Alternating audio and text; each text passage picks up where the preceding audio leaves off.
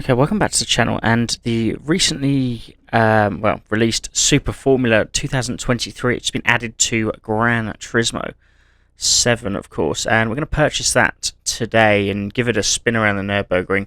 Just comparing it to the 2019 edition. This one has got a bit less horsepower. It's a bit heavier as well. It's kind of a sign of the times, really, that motorsport is indeed going backwards. So yeah, we're going to take it around the Nurburgring. I'll purchase the Honda one, definitely, because I'll purchase the original Honda one. As you can see, a lot heavier, a lot less horsepower. And we shall go from there as we attempt to give it a blast around the Nurburgring. These were the times of the 2019 car. Not too bad, so what's that, fourth? Yeah, fourth on the on our standing of cars we've taken around the Nurburgring, which is pretty good. I thought I could go faster in that one, but yeah. There we go. We'll see what we can do in this one. It's brand new. 1 million credits, of course. That's available to purchase from Brand Central. So, yeah. What else is new? Super Formula. So, I mean, I don't know a great deal about it, in truth. But I do know, I know that Liam Lawson's there. A Red Bull Junior driver from New Zealand. Doing quite well, I believe. A lot of people are screaming for him to be put in Nick De Vries' current AlphaTauri seat, which, yeah, I mean, if anyone who's seen the Abu Dhabi Grand Prix, not Abu Dhabi, sorry, Azerbaijan Grand Prix today, I won't ruin it for you, but yeah, De Vries had another shocker. It's not looking too good for him. I do feel for him a bit, you know, but yeah, a lot of people are shouting for Liam Lawson in this series. But I think with this series as well, there's they're calling for it to have the same super license points as Formula 2. If that will ever happen, I don't know. This, yeah, I mean, it's not a bad series. You can see it's a good car. I'm doing this on with a controller, by the way. So yeah, don't expect any miracles. Don't expect world-class driving, but we can expect fun. As we attempt the green hell, as it was once lauded by the great Niki Lauda. It's not a bad car. It does sound good for by modern day car standards anyway, because they all sound shit. So yeah, we're trying to the latest update. I mean, I haven't explored what else is in there with Gran Turismo 7. So this came out the other day, Thursday, I believe. But what they are doing is there's I believe there's a menu book for this. So it's like they got like 3 races. The rest like your normal menu books. So you've got 3 races in the Super Formula 23, and yeah, you get a 6-star roulette wheel ticket if you finish 3rd at least in every race. As for tuning, there's not a lot you can buy, to be honest, in the main store, like garage bit, you know, where you can buy like parts to enhance it, like buy like nitros, stuff like that. You can't do that for this car. This car comes as is, which is fair enough. I mean, I guess they want to keep it kind of to spec and as close to a real racing experience as they can. Apart from that, I haven't really got. Yeah, I don't know. I don't find this incredibly exciting to drive, to be honest. It's not, say, like the last one we reviewed, which was the classic Honda. I mean, that had everything. You could slide out corners. It was aggressive. You know, it was old. As you know me, this is an old man's channel in terms of motor racing. I sit here and talk about the good old days. I haven't had any complaints on that yet, but yeah, I certainly do live in the past where motor racing's concerned. Because you'll ask why? Because it's better. It is. You had to live there. You had to be part of that certain era. And it was great. Growing up watching V8s, V10s, drivers that were. I mean, I'm not saying the difference of drivers, but drivers were blokes. You know, the ones today. Yeah, I mean, I think they're ballsy. Of course, you've got to respect anyone that gets in one of these cars, but I just there was something about the guys back then, and girls, of course. There was real mixture. People like Danica Patrick Danny Patrick, I thought was a decent driver. In America, she gets a load of stick, but she was the first female to win an IndyCar race. Was she? Don't quote me on that, but yeah, I remember watching that one actually. Very good. So yeah, as we are midway, just over midway, I'd say, through this lap. Get to the complex parts of the Nurburgring now.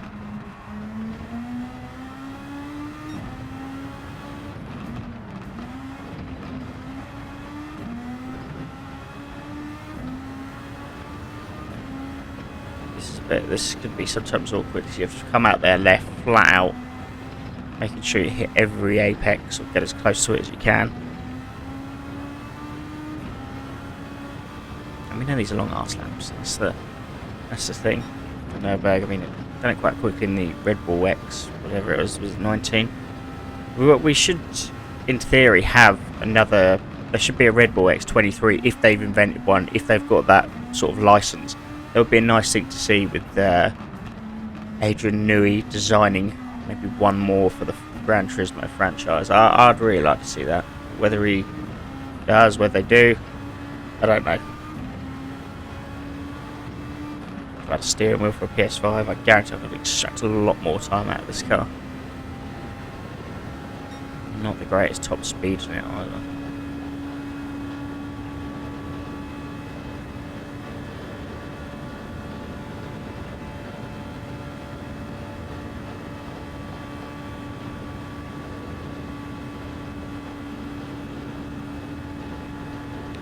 I mentioned it before about when F1 had races at the Nurburgring. I'm not talking recent last 30 years odd when they'd done like the smaller circuit. I can't think of the name of it, but when they actually had races around the Nordschleife. I mean, that's they were 10 laps in like Formula 1 of the 70s, even later around here. I mean, wow, that's entertainment value. But this was before there were big TV deals and such in Formula 1. I mean, it was televised, probably not to the extent it is now, where every angle is covered, you can ride on board with your favourite driver, stuff like that. Back then, yeah, there was none of that. It was just kind of as is. Oh yeah, maybe they'd have shown the race live, but only been certain bits of the track. Now every angle of the track's covered, and you just think, imagine trying to organise the televising this. Televised the Grand Prix at the Nurburgring. I mean, where would you place every corner would have to have the camera on it, It's quite incredible how they did these things back in the day, but I mean, one of the reasons why it did stop, obviously, Niki Lauda's horror crash. I mentioned that before. But you just think, I mean, the marshals, I mean, even we can see here, there's a couple there and there. I mean, how would you, in the real world, not talking a sim, in the real world, how would you even kind of space them out? I mean, even if you had like one on each, like sort of small section of track. I mean, here, yes, they're dotted out, but it's just not feasible in the real world. It just isn't. The marshals volunteers as well, by the way. They do a great job. You should be very thankful for them. Without them, probably couldn't go racing. But couldn't. That's the fact. Safety has to be accounted for, and I always say that not just Formula 1, but like I think motor racing. Oh no, that's not good. It's nowhere. That's some dangerous braking moves. But yeah, I always say motorsport in terms of safety always learns the hard way. It always ends with somebody getting badly injured, or most cases dying. IndyCar is probably the worst for that. I mean, you see in these like street circuits, they bring the recovery vehicle out right on the track, and you just think Formula 1 got rid of that years ago. I mean, it's just one of them things in there. I mean, I know they're protected with the screen, the halo type screen thing, but it just always learns the hard way. You just don't want to make that happen. You really don't. But yeah, I mean, that's their way of doing it, I guess. They will learn eventually if something does happen. I hope it doesn't. Well, we shall see. If you could drop us a subscribe, a like, and a comment. If you got the car, let us know what you think. of the car down in the comments. Would you buy it? Are you going to sell it? I'm probably going to sell this on once I've done the menu book, to be honest. For me, it's got like very little significance.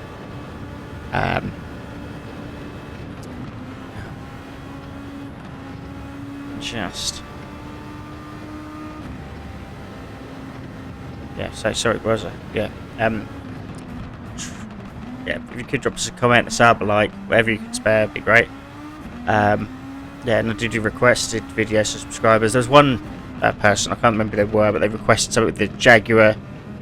I think it was the XJR, the Le Mans Type E car. I looked and I just... making a video for that would be... Like, I mean, I don't know enough about tuning.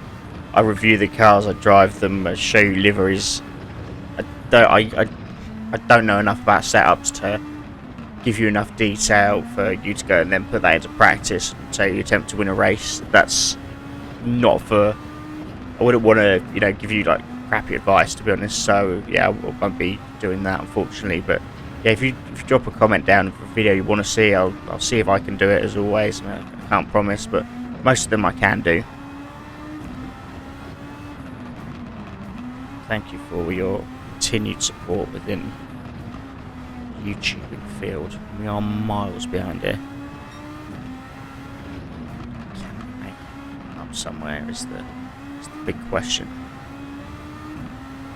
Push as hard as we can. There's no DRS or no boost or anything like that on here. Downforce is good though. It sticks to the track nicely. We should have to try to think back to the last lap. Where I was slow there. Can we get something faster going here? I don't know.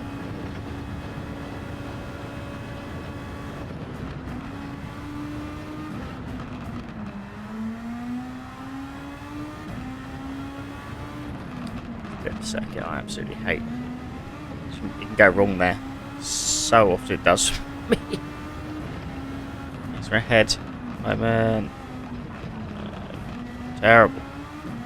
Terrible drive. I can't say I've enjoyed this sort of drive, to be honest. We're going to see where it is. We're in the last sort of stretch. We're going to see where it is in comparison to the car from 2019. It's going to be a lot slower. There's a lot less horsepower. It's heavier. Yeah. We just see how close and comparison in general to these ones. Final couple of corners now.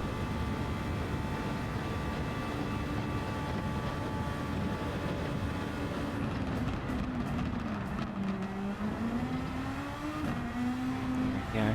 Expect something like 6-minute lap. Cross the 601. Cross the line. There we go.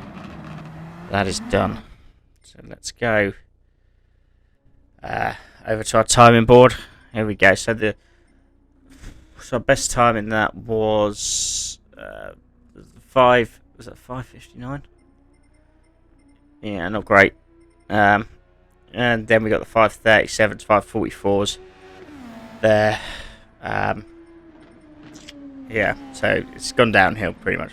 Alright, well thanks very much for watching. Please